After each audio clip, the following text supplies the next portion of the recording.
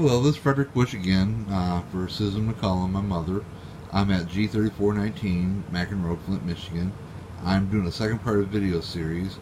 The first one was where the water leaked from the ceiling, which upstairs there is the hallway in the bathroom.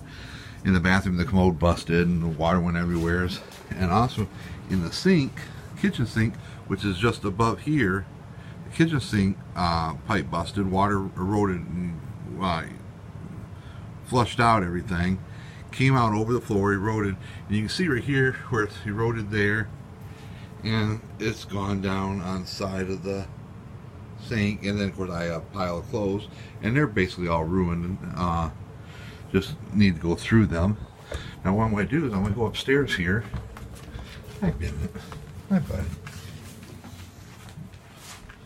What I've done here is I've taken about the same bottle. It's a bleach bottle, but it's actually just water with a little bit of odor band in it.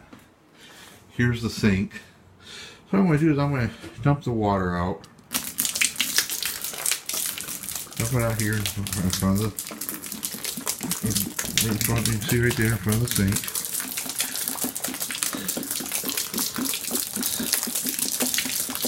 And you can see that the water is going towards the,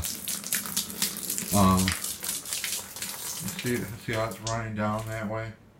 I still don't know. This is just a gallon of water. Alright, it's done. But you can see it. See how it's flowing? It's flowing down there. Pooling up down there.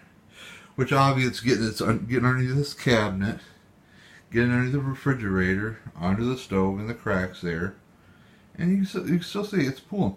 This is just a gallon of water, folks.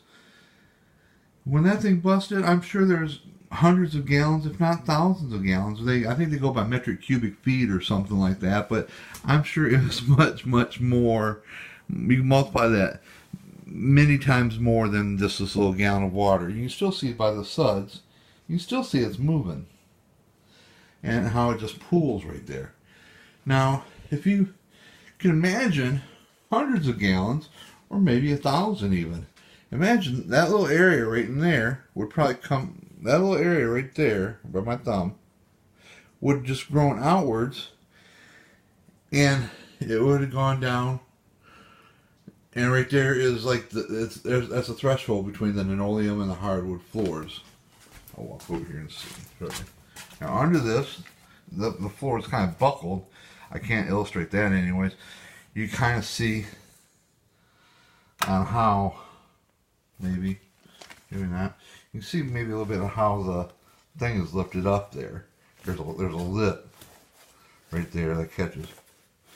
But I'm going to show you. It's been a minute or so. The water's still pooling there. I'm going to go around here. I want to show you something. Oh my goodness, look at that.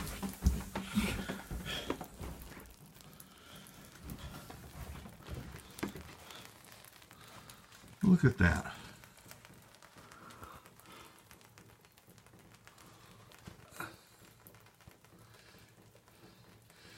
You can see right there where it's going there. You can see right up here where it's on the wall and stuff like that. I think it's made this area weak in here where the water, it's warped the wood, it's made this area weak, and it's kind of made the floor swag, I guess, or sag. Not swag, but sag. But you can see. You can see the water. You can see the water coming. Dripping there and there and there. And folks, this is just a gallon of water. This is just a gallon of water. Look at all the water still on the floor up here. Look at all the water still there in the thing. Can you imagine hundreds of gallons? I'm sure it's hundreds. I could easily say, self-assured, I could say easily hundreds of gallons. Very possibly thousands, at least 1,000 gallons or more even. I don't know. But this just goes to show you, okay?